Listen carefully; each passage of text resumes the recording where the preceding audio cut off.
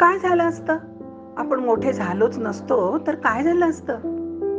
राहिलो असतो छोटे, लपवले असते पत्ते मांडीखाली, भांडलो असतो कडाकडा, गड्डा जब्बू खेळताना आणि डब्बा ऐसपैस उडवताना.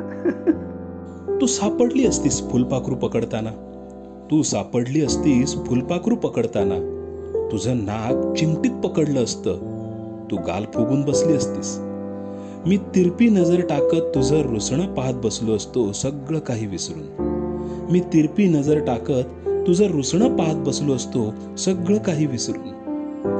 दिवाळीच्या रात्री लवंगीचा एकुलता एक फटाका तुझ्या खणाच्या परकरात शिरला असता आणि तू आजी, आजी बघ ना ग. करून ओरडली असतीस.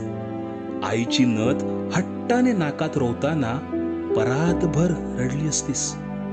आईची नथ हट्टाने नाकात रोवताना परातभर रडली असतीस आणि तोऱ्यात माझ्या समोरून नाक उडवत गेली असतीस. मग संध्याकाळी तुला आठवलं असतं तुझं रुसणं, माझ्याशी न बोलणं आणि माझं गप्प बसणं. कप्पाळाला हात लावून तू उंबऱ्यात उभी राहून हळूच शुकशुक केलं असतंस. कप्पाळाला हात लावून तू उंबऱ्यात उभी राहून हळूच शुकशुक केलं असतंस. न मिटलेले डोळे उघडून तुझ्याकडे पाहून मी हसलो असतो. न मिटलेले डोळे उघडून तुझ्याकडे पाहून मीही हसलो असतो. बस इतकंच तर जगणं असतं. इतकंच तर जगणं असतं.